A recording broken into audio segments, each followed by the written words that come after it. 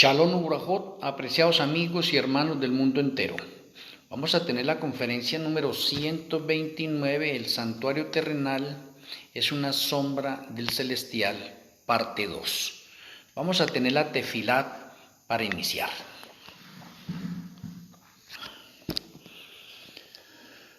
Amoroso Abba Kadosh Yahweh, amoroso Elohe Malquisedec, muchas gracias por darnos la oportunidad de seguir viviendo. Queremos tener una audiencia contigo a través de las Sagradas Escrituras, recorriendo el santuario terrenal en lo que son las sombras y figuras y llevándolo a la realidad. Rogamos que nuestro Elohe Malquisedec abra nuestro entendimiento, nos dé sabiduría y nos sature tu conocimiento, que aprendamos a hacer las condiciones correspondientes y a ver el santuario celestial en la realidad. Que tus santos ángeles acampen a nuestro alrededor, te lo agradecemos en el glorioso nombre de nuestro Elohe Yahshua HaMashiach. Amén. Amén.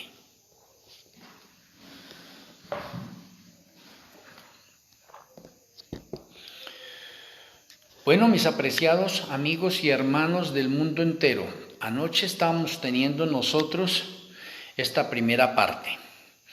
Quedamos nosotros de pronto en que el altar del sacrificio y el altar del incienso tienen cuernos en sus puntas y son 8 cuernos.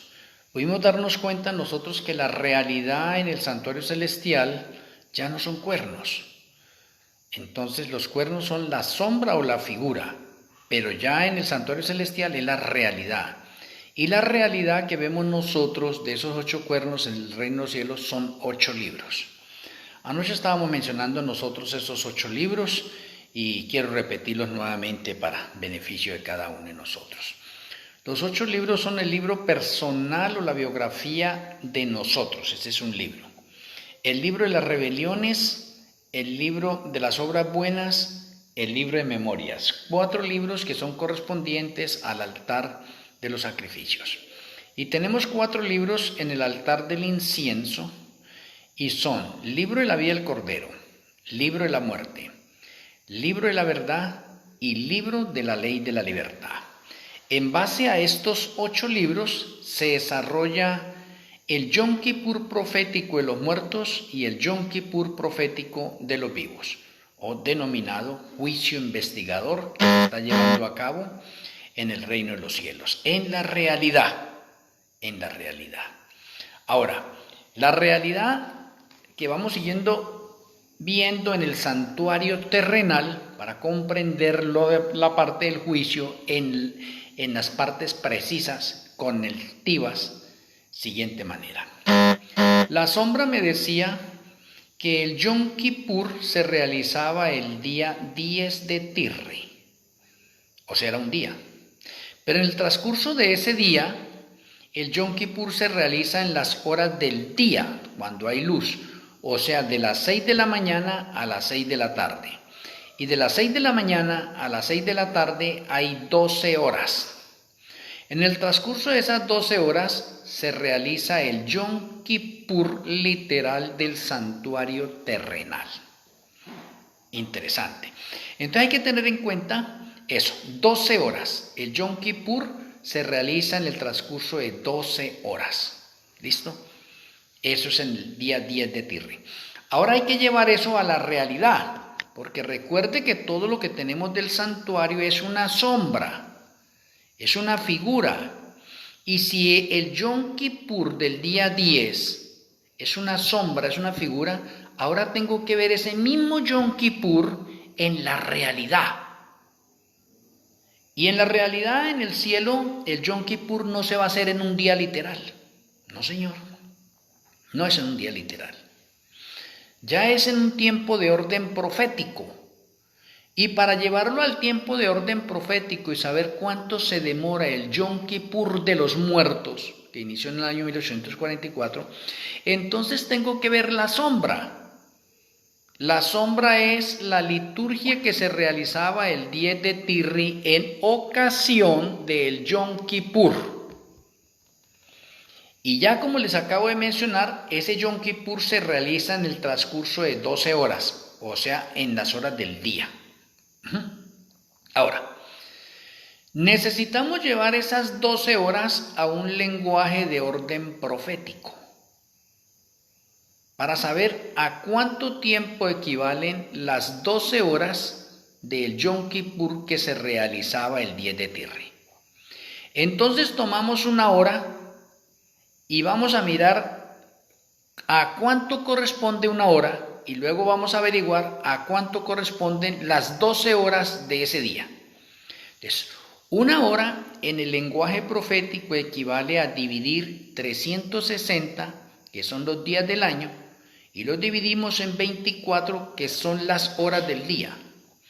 El resultado que me dé ahí de esa operación es equivalente a una hora profética. Entonces, 360 dividido en 24, el resultado es 15. Lo cual significa que una hora profética es igual a 15 días. Entonces ya tenemos el resultado de una hora, 15 días. Pero como son 12 horas de liturgia de ese día, entonces ahora multiplicamos 12 por 15. Interesante. 12 por 15, porque ya tenemos el resultado de 15. Y el resultado que nos va a dar es 180. Entonces tenemos nosotros que en un lenguaje de orden profético las 12 horas es igual a 180 días. Y en profecía, como lo sabemos cada uno de nosotros, un día es igual a un año.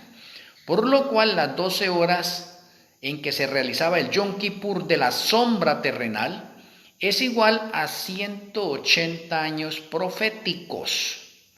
Entonces eso significa que en el reino de los cielos, el Yom Kippur, que comenzó en el año 1844, se va a demorar 180 años. Porque 180 años es el equivalente a las 12 horas del día en que se realizaba el Yom Kippur del santuario terrenal. Espero que haya quedado comprendido acá esta otra parte, porque por eso estoy mostrando en este momento el santuario terrenal es una sombra, es una copia, es una figura del santuario celestial. Entonces en el santuario celestial entonces ya vemos la realidad.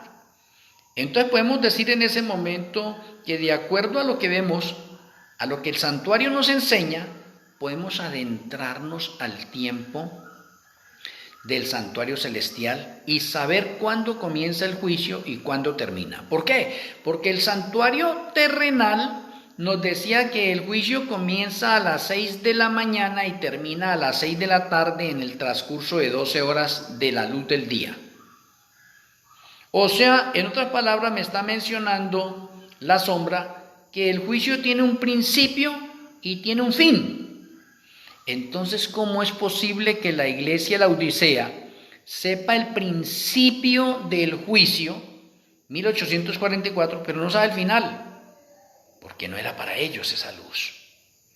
El Señor tenía que levantar un remanente y el relevo de la hermana Elena para darle esa siguiente luz y completar ese patrón de orden profético. Pero lo estoy demostrando a través de lo que es el santuario terrenal. Y lo estoy llevando a la realidad del santuario celestial. Entonces ya vimos la sombra. La sombra son 12 horas. ¿La realidad cuál es? 180 años. Y están compaginados y conectados los dos. 180 años es igual a las 12 horas literales en que se realizaba el Yom Kippur del día 10 de Tirri, con un principio y un final. Entonces, para aquellos que se les hace raro que este servidor coloque fechas o haya traído un poconón de fechas, no es raro, está estipulado, está revelado o estaba codificado, encriptado en mensajes de orden profético. Y ahora nos llegó la hora de decodificar y desencriptar todos esos mensajes y ahora tenemos la realidad y esto nos aclara mucho. Entonces mire que en el santuario celestial se nos dice que Yahshua HaMashiach va a realizar la primera etapa de purificación del santuario celestial en un tiempo de 180 años. Interesante ese periodo de tiempo. Espero que ustedes lo hayan conectado, esa es la realidad. Ahora, si usted necesita más evidencias, entonces voy a mostrarle el 180 en otro factor. Mire, pero el 180, la primera estancia está en el santuario. Santuario terrenal, 12 horas. Santuario celestial, 180 años. Y ya les hice la ecuación de orden matemático acá para saber eso. Les quedó claro. Pero voy a presentarle otros 180 más que complementan o reafirman esa realidad, esa verdad, esa sorprendente verdad. Entonces miramos. Tenemos nosotros un déficit entre los dos calendarios, el calendario litúrgico y el calendario civil. Y la diferencia que tenemos nosotros en factor de tiempo son 6 meses. Ve, qué interesante. O sea que de el 14 de Nisan a Tirri tenemos 6 meses de diferencia. Y 6 meses de diferencia, 6 por 3, o un mes trae 30 días, 6 por 30, 180. O sea que tenemos nosotros un factor también de 180 entre esas dos relaciones. Me parece bastante interesante. Ahora, déjeme mirarle otro 180. Yahweh le dijo a Elías que fuera al arroyo de Querí, que queda al oriente, y allá estuvo 6 meses. Y 6 meses es igual también a 180 días. Oiga, tenemos también otro periodo de 180 días. ¿Y qué estaba haciendo Elías por allá? Fue una orden que le mandó el Señor porque entrábamos a un programa de juicio. O sea, en la tierra no iba a llover por determinado tiempo. Oh, interesante. Y Elías estuvo 6 meses en el arroyo de Querí y luego el Señor le dijo, salga de allá y vaya a la viuda de Sarepta. Entonces mire que tenemos otros 6 meses allí. Interesante.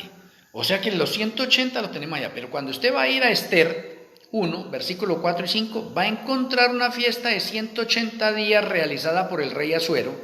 Y el rey Asuero es una figura, es una sombra del rey Yahshua. O sea, significa que así como el rey Asuero hace una fiesta de 180 para los principales, ¿sí ven? Yahshua, que es el rey también del universo, hace una fiesta de 180 años para los principales. ¿Cuáles son los principales? Los ángeles y los innumerables mundos. O sea que tenemos evidencia de orden bíblico para comprobar la realidad que está realizando Yahshua HaMashiach en el cielo como sumo sacerdote, o sea, la limpieza que está realizando. Me parece bastante interesante esos detalles que de pronto ustedes de pronto no conocían y lo estoy mostrando a través de ¿qué? Del santuario. Entonces mire que el santuario no es quedarnos en las sombras, como decíamos anoche, no es quedarnos en las figuras, no señor. La sombra y la figura son importantes porque nos van a mostrar la verdad del santuario celestial y el ministerio sumo sacerdotal que está realizando Yahshua en el reino de los cielos. Ahora déjenme mirarles esto porque esto es sorprendente, supremamente sorprendente. Ahora miremos. ¿Quién mató a Yahshua? Es la pregunta. Pregunta. ¿Quién mató a Yahshua? Según el santuario. No me vaya ahora usted a decir allá que fueron los romanos o que fue el pueblo de Israel, toda parte. Eso es verdad también.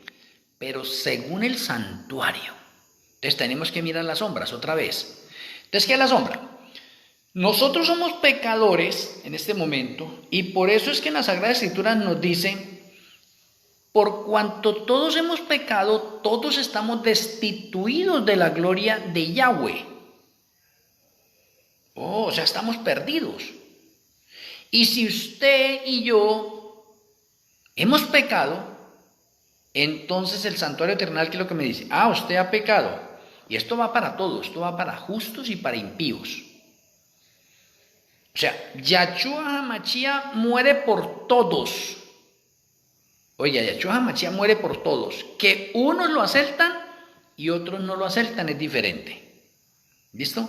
Pero Yahshua HaMashiach muere por todos nosotros. ¿Sí? Sin excepción. ¿Sí? Entonces, ¿qué sucede? El santuario me va a enseñar ahora quién mató a Yahshua. Vamos a ver. Primera parte. Como yo he pecado, nosotros hemos pecado, nos lanzamos al tiempo del Antiguo Testamento. Como hemos pecado, entonces usted y yo tenemos que escoger un cordero. Cuando escogemos el cordero, coloco la mano derecha sobre la cabeza del cordero, confieso los pecados, y cuando confieso los pecados, mis pecados son transferidos a ese cordero, y ese cordero simboliza a Yahshua HaMashiach. O sea que yo me arrepiento en ese momento de lo que he realizado, ¿sí? En la oración confieso mi pecado, Yahshua me perdona y esos pecados se me quitan a mí y se colocan sobre ese cordero. Ese cordero tiene mis pecados ahora. ¿Sí ve? Ahora, ¿qué se tiene que hacer con el cordero que tiene los pecados? Porque la paga del pecado es muerte. Pues tiene que morir el cordero. Y ahora la pregunta es, ¿y qué culpa tiene el cordero de los pecados que yo cometí? ¿Por qué tenemos que matar al cordero? Porque el cordero es una sombra, es una figura de la realidad que es Yahshua. Por lo tanto, eso simboliza que usted y yo matamos el cordero por causa de nuestros pecados. Primera parte, usted y yo matamos al cordero. ¿Por qué? Porque ahora me toca matar el cordero. A mí me toca matar el cordero. Y el cordero es inocente. El cordero está llevando mis pecados. Y como lleva mis pecados, el cordero tiene que morir porque la paga del pecado es muerte. Me parece bastante interesante eso. Entonces yo soy el que tengo que matar al cordero. Yo mato al cordero, degüello al cordero, saco la sangre, ¿se ve? En un tazón. Y llevo esa sangre allá a la puerta del atrio, entro y se la entrego al sacerdote. Ahora déjeme decirle, el sacerdote es una sombra. Es una figura de Yahshua HaMashiach. Oye, el cordero es una figura y una sombra de Yahshua. Y el sacerdote es una figura y una sombra de Yahshua HaMashiach también. Interesante. Entonces, ahora la sangre la tiene el sacerdote. O sea, ¿qué simboliza eso? Que Yahshua iba a morir en la cruz y después iba a ascender al cielo y iba a empezar a obrar como sacerdote. Entonces ahora Yahshua, por los méritos de su propia sangre, presenta un sacrificio en el reino de los cielos a favor de nosotros. Ahora se ve la realidad en el cielo. No es que en el cielo se estén matando corderos, no señor. Yahshua es el cordero que quita el pecado del mundo. Él es la realidad. Y es un solo sacrificio. Yahshua no hace más sacrificio. Es un solo sacrificio por los pecados de nosotros. Entonces, el sacerdote tiene la sangre y el que tiene la sangre, entonces va al altar del sacrificio y unta con sangre esos cuernos, los 4 cuernos que hay ahí en el altar del sacrificio, él los unta. Muy bien. ¿Dónde quedó la sangre? ¿Dónde están los pecados ahora? Ahí en esos cuernos. Estaban en nosotros. De nosotros pasó al cordero. Del cordero pasó a la sangre. De la sangre pasó al sacerdote. Del sacerdote pasa ahora a los cuernos. ¿Dónde están los pecados? En los cuernos. ¿Y qué es los cuernos? Allá en el altar de sacrificio. La cruz, donde Yahshua tiene que morir. O sea que mire que el santuario mismo me está diciendo que por causa de nuestros pecados, el Mesías, el ungido, tiene que morir. Entonces, ¿quién mató a Yahshua en la realidad? Nosotros con nuestros pecados, primera parte. Segunda parte. ¿Quién mata a Yahshua? El sacerdote. Y aquí vamos a una parte más delicada. Oye, el sacerdote. ¿Por qué? Porque llega el servicio matutino y el servicio vespertino. El servicio matutino y servicio vespertino, allí no hay liturgia para los pecadores. Es liturgia que va a realizar el sacerdote en beneficio de todos los que han llevado sus pecados al santuario y que se encuentran en los cuernos del altar de los sacrificios. Ahí están los pecados. Entonces, ¿qué hace el sacerdote? El sacerdote escoge un cordero del santuario, propiedad del santuario, ya no propiedad nuestra. En los pecados individuales, el cordero es propiedad nuestra. En la parte del santuario, hay corderos que son propiedad del santuario. Entonces, el sacerdote va y escoge el cordero allá indicado. Lo trae pone la mano derecha sobre la cabeza del cordero, confiesa todos los pecados de los hombres que han traído sus sacrificios hasta ahí, hasta las 9 de la mañana. Porque a las 9 se dice alto, pare, llegó el servicio matutino. O a las 3, pare, llegó el servicio vespertino. En esos momentos ninguna persona puede hacer sacrificios. Vamos al sacrificio matutino y al vespertino. Y es el mismo proceder. Entonces, el sacerdote confiesa los pecados de todos aquellos que llevaron sus sacrificios y que con la sangre están en los cuernos del altar de sacrificios. Digamos que allá hay 1,000, 2,000, 3,000, 50,000 personas que llevaron de pronto sus pecados. Ahí están. Entonces, los pecados de esas personas, entonces ahorita son transferidos al cordero, a ese que tiene el sacerdote. Son transferidos ahí. Y como son transferidos ahí, o sea, se quitan de los cuernos del altar de sacrificio, se quitan de ahí. Y se quitan de ahí y pasan ¿a dónde? Al cordero, a ese cordero que tiene ahí el sacerdote. ¿Y el sacerdote qué tiene que hacer? Matar ese cordero. ¿Quién mata el cordero? El sacerdote. Entonces, ¿quién mata al cordero en segunda instancia? El sacerdocio o el liderazgo mata al cordero. Y cuando el sacerdote mata al cordero, coge la sangre y entra al lugar santo. ¿Sí ve? Pues primero pues se lava las manos y pies ahí en la fuente y luego entra allá y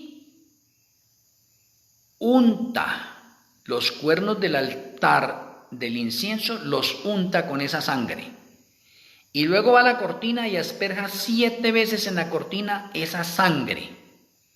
Entonces, ¿qué significa? Que los pecados que estaban allá en los cuernos del altar de los sacrificios pasaron al cordero. Del cordero pasó a la sangre, de la sangre pasa al sacerdote y del sacerdote va y los lleva allá a los cuernos del altar del incienso y a la cortina. Ahora pregunto, ¿dónde están los pecados? Ahora ya no se encuentran en el altar del sacrificio, se encuentran en el altar del incienso. Ese es el recorrido que se hacía todos los días. Entonces el altar del incienso o el lugar santo se contaminaba por los pecados de todo un año. ¿Por qué? Porque el sacerdote todos los días tiene que estar haciendo eso y eso se llama el continuo. Interesante, era continuamente, ¿sí ve? Entonces por un año el lugar santo está contaminado y se necesita purificar y para eso tenemos nosotros el Yom Kippur, una vez al año, el día 10 de Tirri. Entonces el día 10 de Tirri, ¿qué pasa? Entramos a la tercera escena. Los pecados, ¿dónde se encuentran? En los cuernos del altar del incienso y en la cortina. Ahí se encuentran. El día 10 de Tirri, entonces, el encargado de realizar la liturgia ahora es el sumo sacerdote. Interesante, interesante. Entonces, el sumo sacerdote ahora escoge 2 machos cabríos. Echa suertes, uno para Yahweh y el otro para Azazel. La suerte que cayó sobre Yahweh, entonces él lo aparta y va a hacer la liturgia de ese día. Coloca la mano derecha sobre la cabeza del macho cabrío donde cayó la suerte sobre Yahweh o sobre Yahshua. Confiesa los pecados de todo el año que el pueblo ha traído ahí. De todo el año. Entonces, los pecados que se encuentran ahí en los cuernos del altar del incienso son transferidos al macho cabrío. Transferidos al macho cabrío.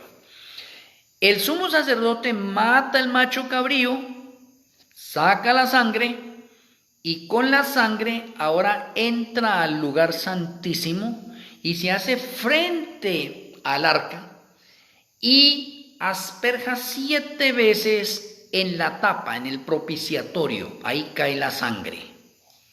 ahí cae la sangre. Interesante.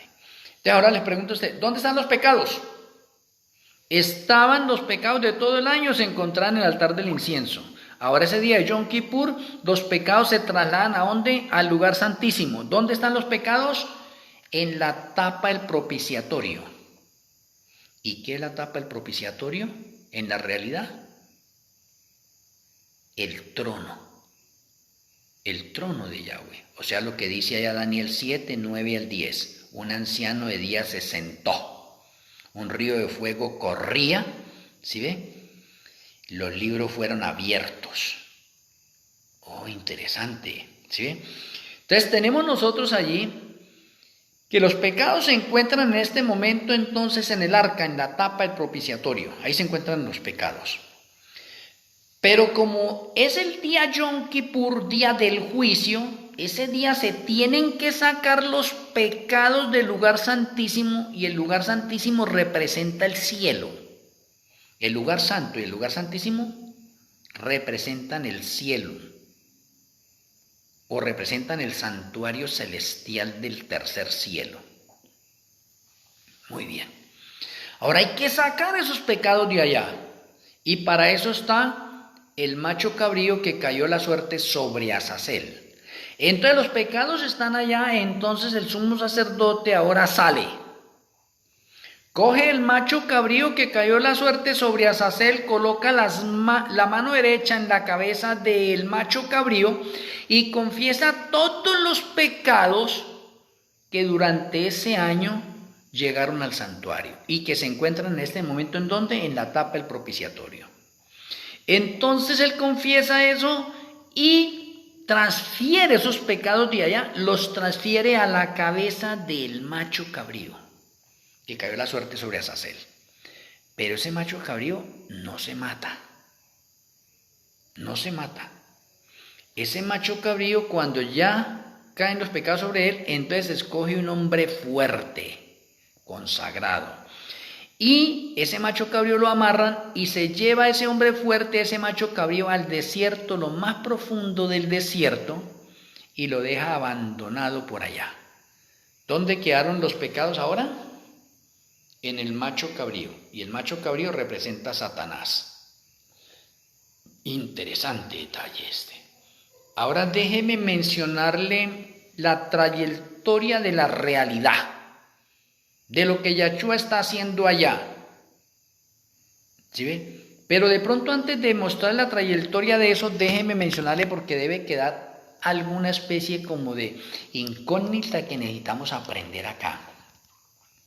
En la segunda parte, cuando el sacerdote coge el cordero del santuario y lo mata, y la sangre la coloca en los cuernos del altar del incienso, allí en el momento, ese sacerdote es una figura de Yahshua. Oye, interesante, ese sacerdote es una figura de Yahshua, pero ese sacerdote también es una figura de Malquisedec, porque así como el sacerdote está matando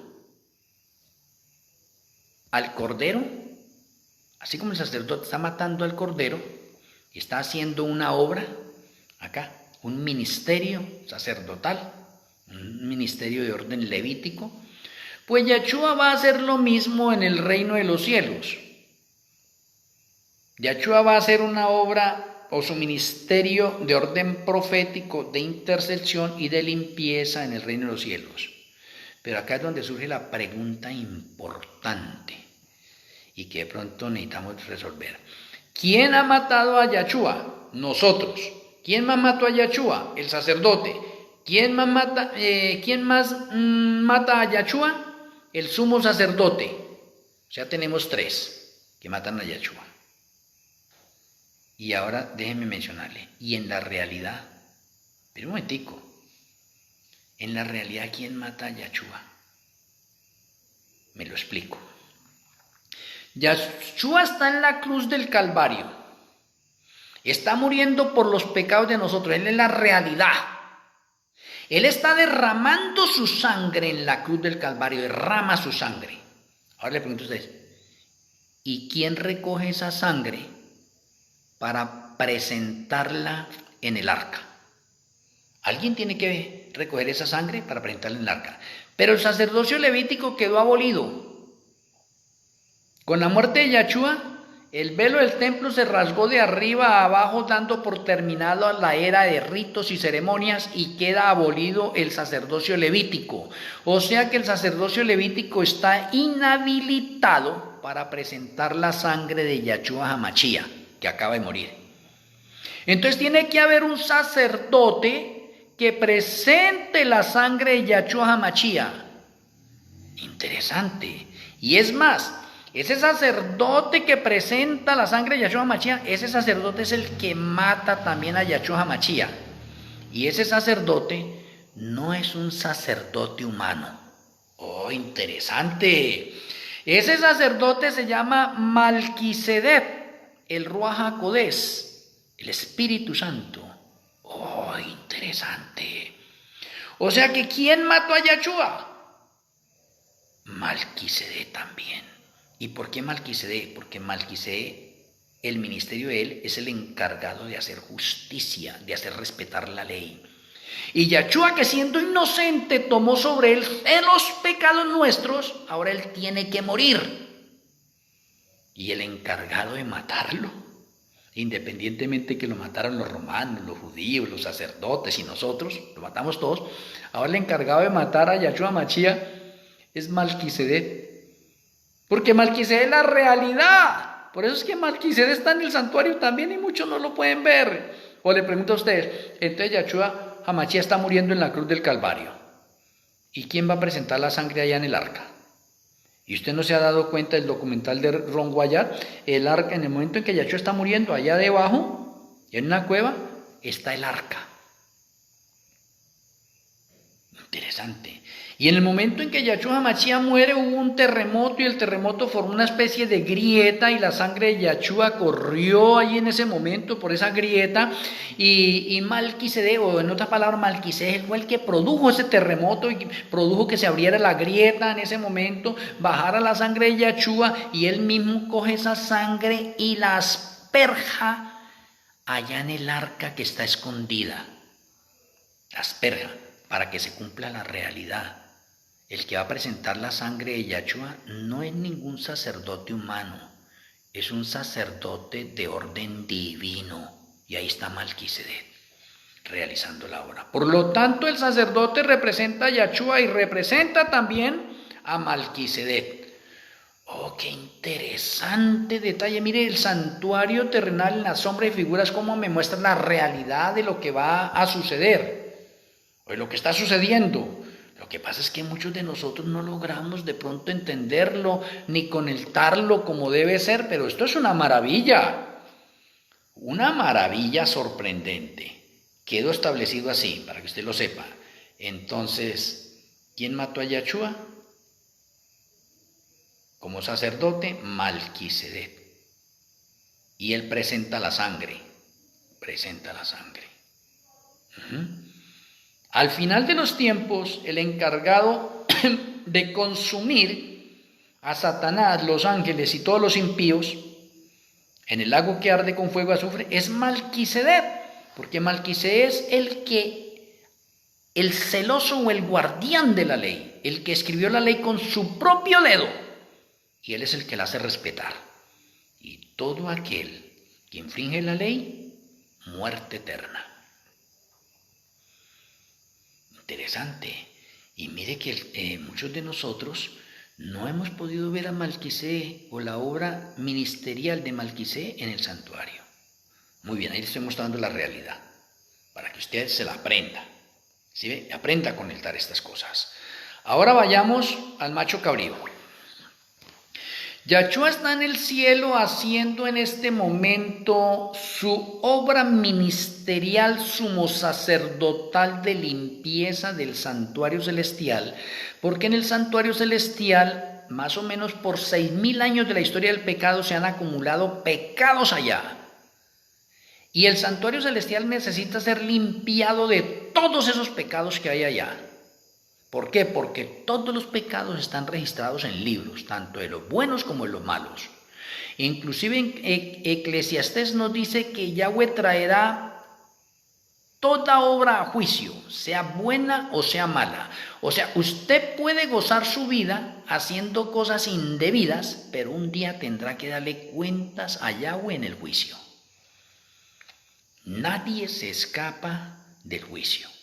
Todos compareceremos ante el tribunal de Yahshua HaMashiach. Nadie se va a escapar allí. Oh, eso es interesantísimo, muy interesante.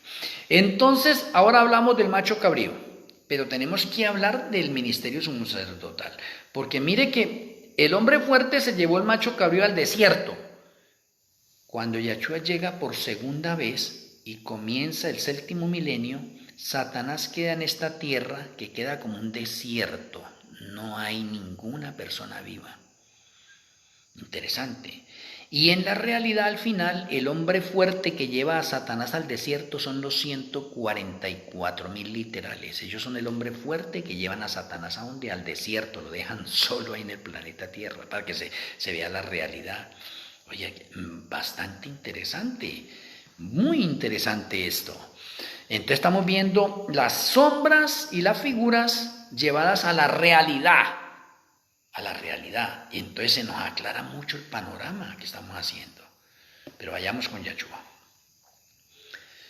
Yahshua muere una sola vez por los pecados nuestros. Yahshua no muere 2, 3, 4, 5, 6, no muere todas veces. Muere una sola vez por los pecados nuestros. Y eso significa de pronto lo que les mencionaba anoche. Cuando damos el paso del bautismo, entonces Yahshua nos borra todos los pecados que tenemos en el libro de rebeliones, nos anota en el libro de la vida del Cordero y nos abre un libro nuevo llamado libro de memorias. Y el libro de memorias es solamente para los que piensan en Yahweh o para los que son miembros de iglesia. El que no haya dado el paso del bautismo no está anotado en el libro de la vida del Cordero ni tiene el libro de memorias.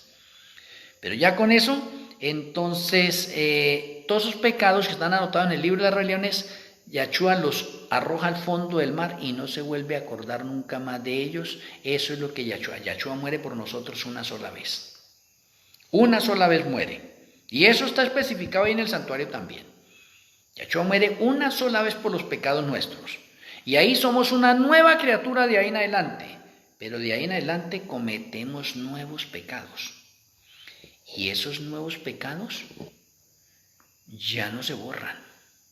Esos pecados del bautismo para allá, cuando llegue el caso del juicio a determinada persona, Yahshua los trae a memoria. Los pecados que son borrados son hasta el bautismo. En el momento del bautismo son borrados esos pecados, echados al fondo del mar y no se acuerda nada más, es criatura nueva. Pero el bautismo para allá, los pecados que se cometan no son borrados. Son perdonados, pero no son borrados hasta que llegue el momento del juicio, para ver qué es lo que se va a hacer. Y déjenme decir, como Yahshua pagó una sola vez por nuestros pecados, hasta el bautismo, entonces significa que todos estaríamos perdidos del bautismo para allá, porque todos hemos pecado. Pero hay una parte del ministerio que hay que realizar. Y en la parte del ministerio es la del macho cabrío, donde eran colocados los pecados sobre él, en la parte final. Entonces, ¿qué es lo que hace Yahshua? En los justos, todos los justos que hemos pecado después del bautismo, entonces, que nos hemos arrepentido y ha habido una conversión sincera en nosotros y no hemos vuelto a pecar, entonces Yahshua actúa como abogado. Y como abogado nuestro, entonces Yahshua revisa los libros, dice, tráigame los libros de tal persona, haga de cuenta de nosotros, ¿sí ve?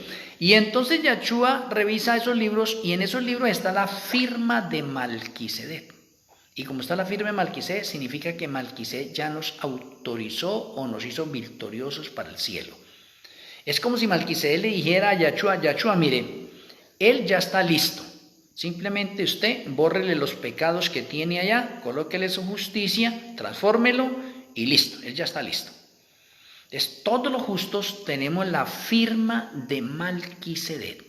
Ese es el sello, ahí en los libros.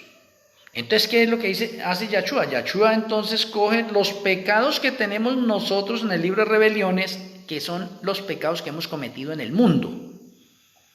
Ya hay unos registros diferentes. Antes, los pecados que se cometían en el mundo y se cometían en la iglesia se anotaban todos en el libro de rebeliones. Ahora ya no, después del bautismo no, ya cambia. Los pecados que cometemos en el mundo se anotan en el libro de rebeliones o en el libro de los pecados. Y los pecados que cometemos en la iglesia se anotan en el libro de memorias. Y las cosas buenas que hacemos en la iglesia se anotan también en el libro de memorias.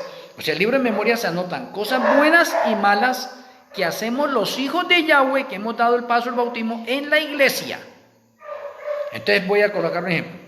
Digamos que una persona se robó un carro. Entonces, eso está anotado en el libro de rebeliones porque le robó el carro a una persona del mundo. Pero esa misma persona es un miembro bautizado y entró a la iglesia y se robó los diezmos. O digamos que no se robó los diezmos, se robó de pronto a un hermano, le robó alguna cosa. Ahí en la iglesia. El hermano dejó de pronto el celular ahí y él se lo robó. Eso queda anotado en el libro de memorias. Si la persona llegó tarde a la iglesia, se le anota en el libro de memorias como pecado porque nosotros no tenemos por qué llegar tarde a la iglesia. Ningún miembro de iglesia puede llegar tarde a la iglesia, porque si llega tarde a la iglesia se le anota como bueno porque fue a la iglesia y malo porque llegó tarde. Entonces, mire que hay pecados ya seleccionados, ¿sí ve? Esos pecados que hemos cometido nosotros, que están registrados allá, esos pecados no se borran. Alguien tiene que pagar por esos pecados, pero si yo me he convertido y he abandonado el pecado, alcanzo misericordia.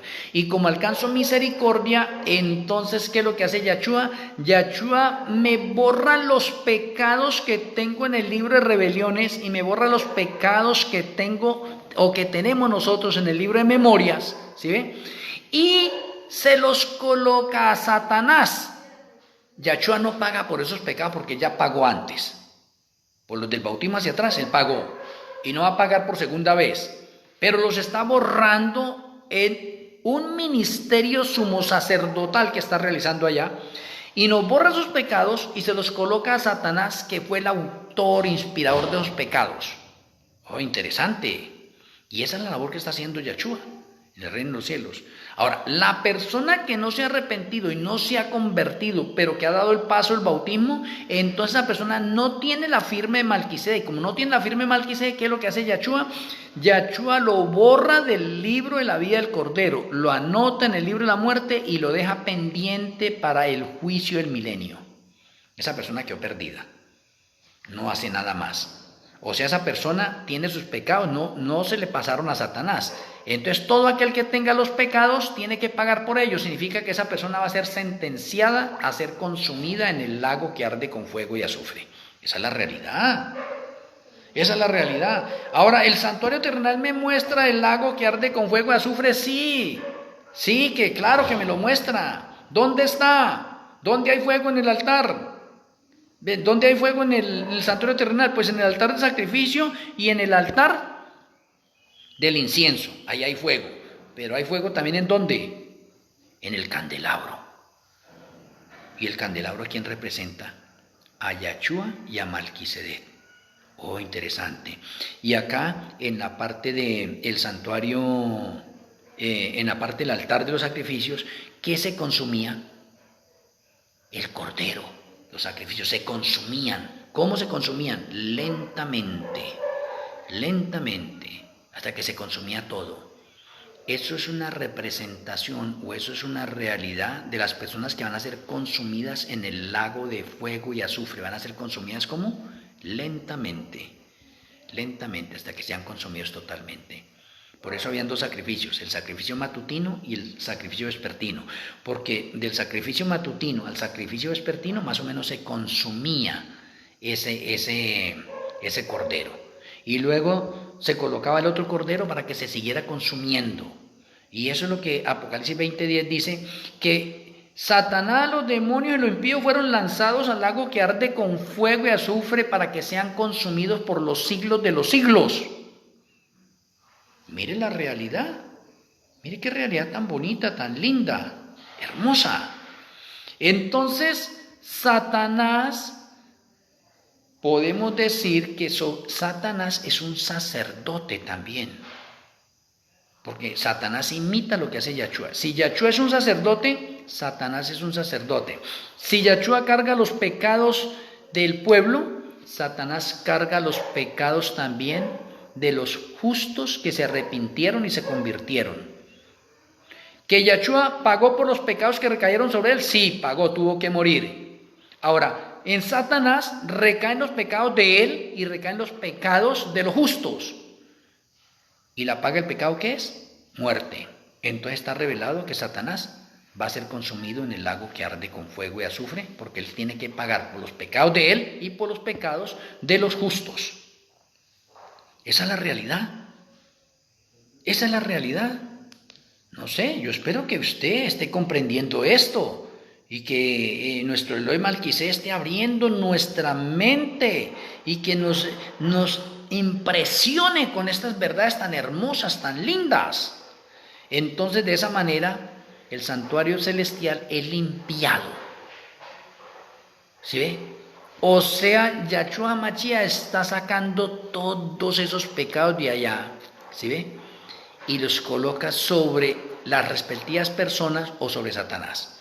Porque las personas que siendo bautizadas se pierden, que son borradas del libro de la vida del Cordero, anotadas en el libro de la muerte, ellos van a tener que pagar por los pecados que cometieron después del bautismo, no los de anteriores, porque por los anteriores pagó Yahshua. Después del bautismo, significa que esas personas no se convirtieron realmente. ¿Sí ve? No se convirtieron. Se arrepintieron allí, pero no se convirtieron. Y se necesita arrepentimiento y conversión o abandono del pecado. O de lo contrario, esos pecados permanecerán sobre la persona y tendrán que pagar y para que se cumpla la escritura. ¿Sí? ¿Y qué es lo que dice la escritura? El que tenga pecado debe morir. Debe morir. La paga del pecado es muerte eterna. Entonces me parece importante que cuando nosotros vemos las figuras y las sombras del santuario terrenal, mostrándonos ahora lo que va a suceder en el santuario celestial y cómo se va a llevar a cabo esa obra, o cómo se está llevando a cabo esa obra, para que esto nos quede claro a nosotros. Y hasta este momento le he mostrado unas figuras del santuario en ese sentido. Ahora déjeme mencionarle algo interesante. Malquisede tiene un ministerio de orden sacerdotal y él recorre el santuario también. Interesante. Ahora déjeme decirle, el que inspira o el que inspiró la liturgia del santuario terrenal fue Malquisede. Interesante. Y Yahshua es la realidad. Entonces Malquisede es el encargado de enseñarnos a nosotros las sombras, las figuras y la realidad. O sea, en otras palabras, Malquisede es como si fuera el mensajero, como si fuera el guía, ¿sí? El instructor. Nos está diciendo, mire, aquí estoy colocando a este sacerdote, pero este sacerdote es figura de Yahshua. Aquí está este cordero, pero este cordero es figura de Yahshua. Aquí está de pronto esta mesa de los panes, esta mesa de los panes es figura de Yahshua también. Estas coronas son figuras de reyes, los reyes son esto y lo otro. O sea, el instructor, el maestro, el guía que nos enseña a nosotros se llama Malquisede. Qué interesante. O sea que Malquisede está pendiente de lo que está realizando ¿quién? El sacerdote. Malquisede está pendiente de toda la liturgia que se realiza en el santuario terrenal. Interesante. O sea, Malquisede es el instructor, es el maestro, es el supervisor. Es el centinela, el atalaya, que está pendiente de que todo funcione bien. Pero ¿por qué muchas personas no pueden ver a Malquisede haciendo esa obra? Porque Malquisede trabaja a escondidas. La labor de Malquisede es exaltar al Padre y exaltar al Hijo.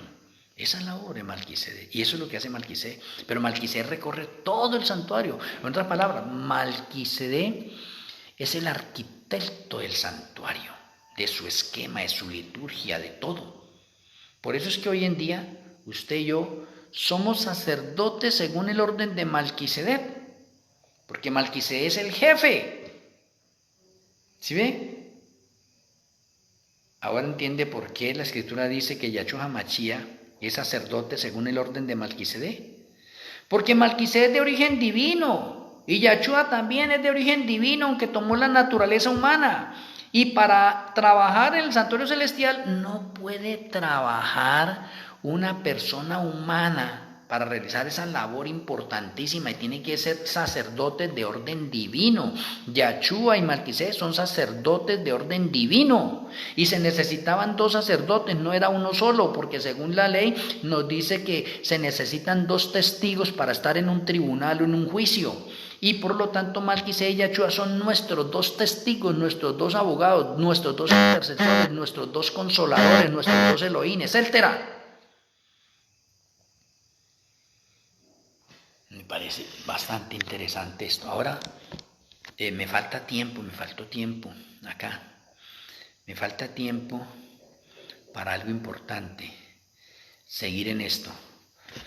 Ahora, terminando esta conferencia, entro a otra conferencia en la Escuela de Profecías. Es de 1 hora, o sea, ahorita de 8 a 9 entro a otra conferencia.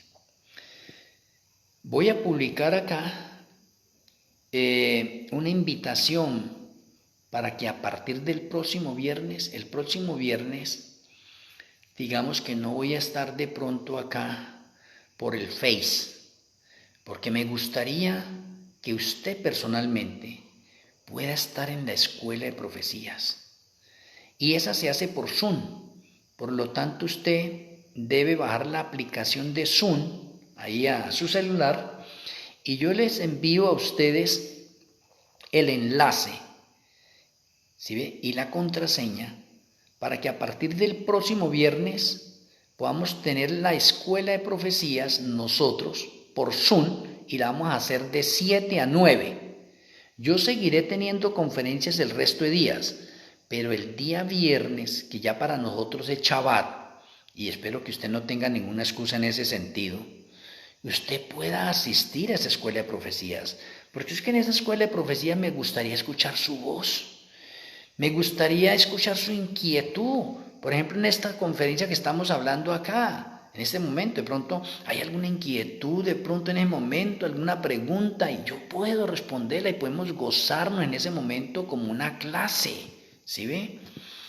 Entonces, le hago la invitación de una vez a cada uno de ustedes para que el próximo viernes se vayan alistando y vayan a estar en la Escuela de Profecías y podamos interactuar y compartir mutuamente, porque también necesito aprender de ustedes muchas cosas. No todo me lo sé.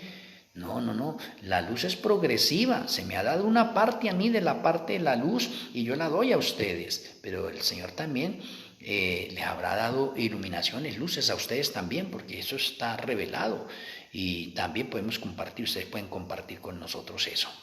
Espero entonces que el próximo viernes entonces podamos encontrarnos nosotros, pues en el transcurso de estos días que hacen falta, voy a publicar la invitación para que ustedes tengan el enlace y que podamos entrar nosotros a Zoom el próximo viernes.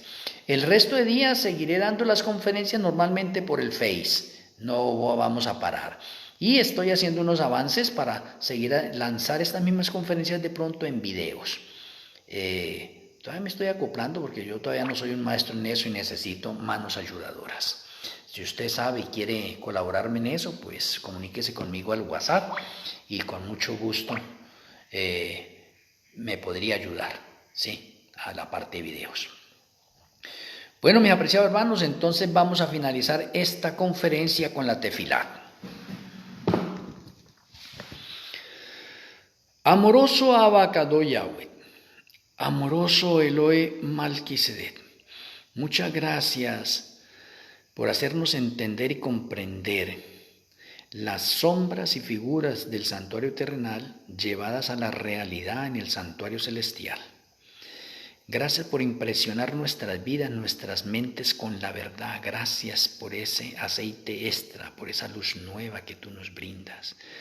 Permita que podamos nosotros corregir nuestros malos hábitos y prepararnos para la angustia previa y la angustia de Jacob.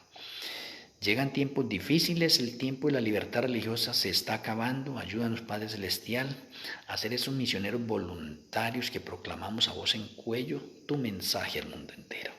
Rogamos para que tu bendición repose en nuestras vidas. Te lo agradecemos en el glorioso nombre de nuestro Elohim Yahweh Yeshua HaMashiach. Amén.